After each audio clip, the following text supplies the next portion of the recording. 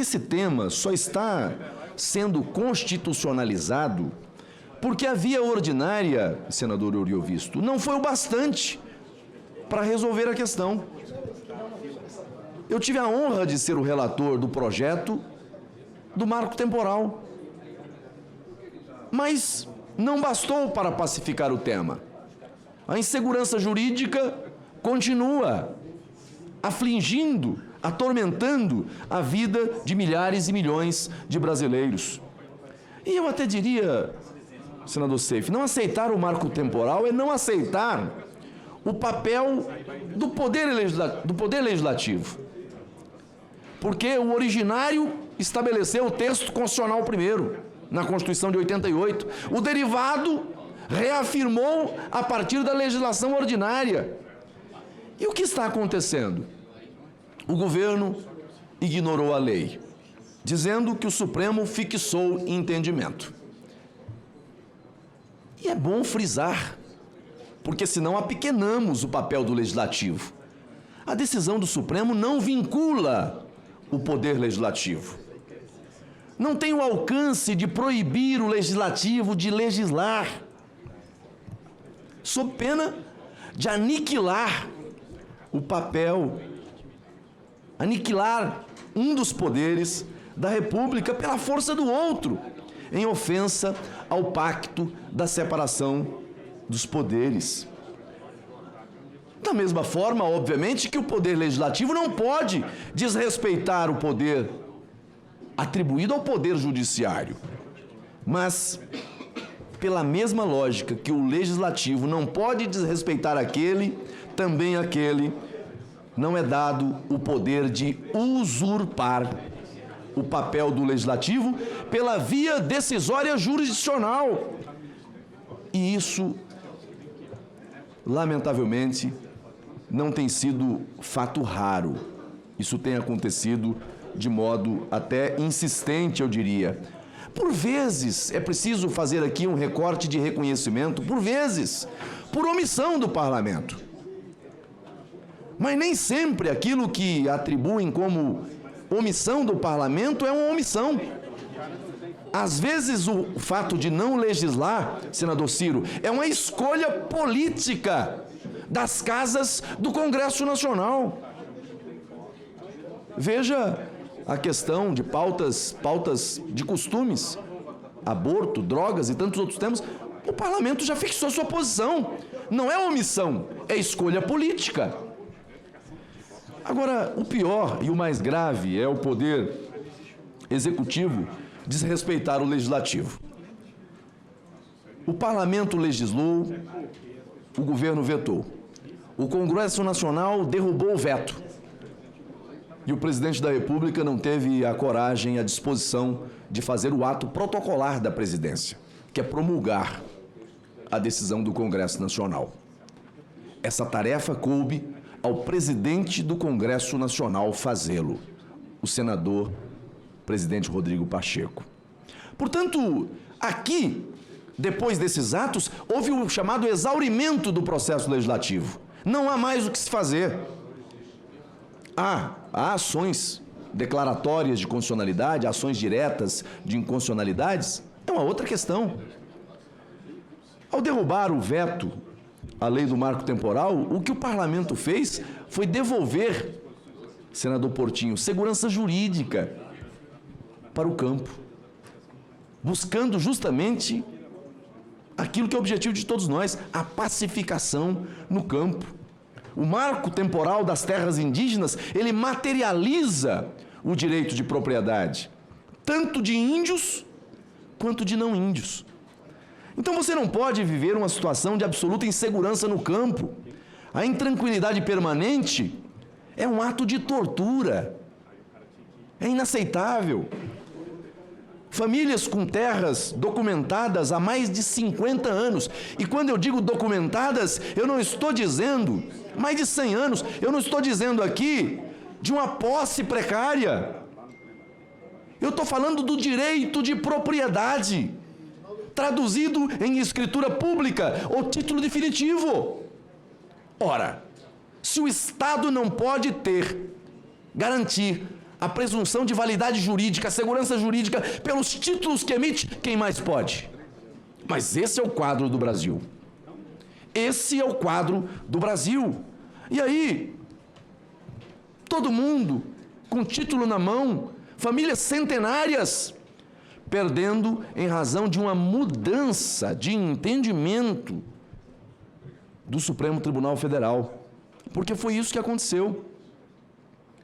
O Supremo Tribunal Federal reconheceu o marco temporal no caso Raposa Serra do Sol. É bem verdade que naquele caso, sem a repercussão geral. Depois, o mesmo Supremo Tribunal Federal mudou de posição, mudou de entendimento. Já nesse segundo caso, aqui reconhecendo o Instituto da Repercussão Geral, decisão que atinge o Brasil inteiro. Ao reapreciar essa questão, em nova situação fática, o Supremo Tribunal Federal ele reconhece a repercussão geral e cria um problema gigantesco para o campo, no Brasil inteiro. Então, o Legislativo, ao cumprir o seu papel, ele escreveu na lei o que o próprio STF estabeleceu como condicionantes na decisão primeira. É o mesmo que dizer, a decisão primeira do STF é inconstitucional. Porque foi isso que o legislador fez. Eu fui o relator dessa matéria. Tenho um absoluto respeito pela Corte, mas o que fez o legislador foi reproduzir no texto legal aquilo que os integrantes daquela Corte colocaram como condicionantes. Agora, aqui eu destaco, o STF pode mudar de posição, pode mudar de entendimento sobre determinadas pautas. Claro que ele pode mudar. Em razão da mudança de composição, em razão da mudança de compreensão. Eu ia repetir uma frase do ex-ministro Marco Aurélio aqui, que ele sempre usava, falava, mas pode mudar. Agora, todavia, por óbvio, isso cria um ambiente de insegurança jurídica. A coisa julgada no Brasil perdeu estatura.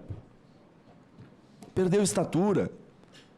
Essa questão do marco temporal, repito, já tinha sido enfrentada pelo Supremo e o entendimento fixado era no sentido de garantir validade ao marco temporal. Agora, o mesmo Supremo, ao apreciar essa questão diante de uma situação fática lá de Santa Catarina, traz uma decisão diferente. E aqui, senhor presidente, eu acrescento, é razoável querer mudar de posição? Aliás, querer não, mudar de posição. É razoável mudar de posição em um ato, em um fato, que não teve repercussão geral, e agora, o novo fato com repercussão geral muda-se de posição, e aqui vem o mais grave. O mais grave, querer, ao fazê-lo, elevar ao patamar de cláusula pétrea o 231 da Constituição Federal? E por que eu estou tratando desse tema aqui, senador Márcio Bittar? Porque se isso de fato acontecer, eu espero que não, e aí eu vou finalizar com relação à questão do entendimento, porque se isso de fato acontecer, aquela primeira decisão do Supremo foi uma decisão inconstitucional que violou a própria Constituição, porque mexeu em algo que era cláusula pétrea. Não pode agora o mesmo Supremo, respeitosamente, mudar de posição? Eu até só não muda quem já morreu. Quem está vivo pode mudar. Quem está vivo pode mudar de posição, de entendimento. Agora, não pode, senador Jacques Wagner, mudar de posição e elevar ao patamar de cláusula pétrea aquilo que não se verificou, aquilo que não se verifica, aquilo que não é.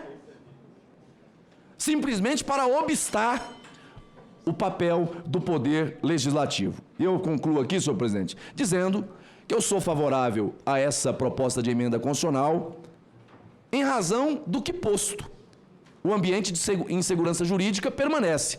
Todavia, eu tenho que dizer, ela seria desnecessária se houvesse respeito ao legislado. E aqui a proposta trazida pelo senador Jacques Wagner de abrir espaço para que no campo da mediação buscasse um entendimento, eu entendo que essa casa é uma casa política, uma casa de concepções plural. Eu não vejo prejuízo nisso quando, movido por boa fé, por boa intenção, na busca de uma solução que resolva o problema de quem está lá na ponta. Então, eu quero concordar com a tese da busca de entendimento. Quem está propondo é um ministro do Supremo Tribunal Federal que tem envergadura, tem estatura para construir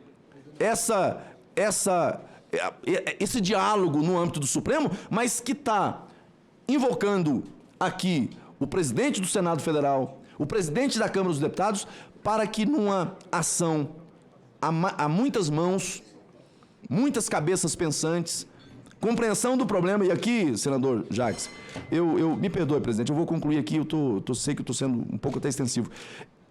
Eu tenho a compreensão de que, no caso, nós temos o 231, os parágrafos e o 67 da ADCT, que estabeleceu ali um lapso temporal. E que naqueles casos em que, na época, se comprovou a presença dos índios, naquela época, houve pedido, houve processo para o reconhecimento, é preciso buscar um entendimento em razão da omissão do governo brasileiro ao se praticar ou não a demarcação a partir do comando constitucional dado em 1988. Isso é possível. Ah, não cumpriu dentro dos 5 anos, então preclusão. Não cabe mais discutir. Eu não sou dessa tese. Eu sou da tese de que o marco temporal está estabelecido em 5 de outubro de 1988. Isso está posto. Agora, o que aconteceu de lá para cá, quanto ao descumprimento do que seria o papel do Poder Executivo, eu acho que é possível construir entendimento. Por isso eu vou na linha também da busca do entendimento.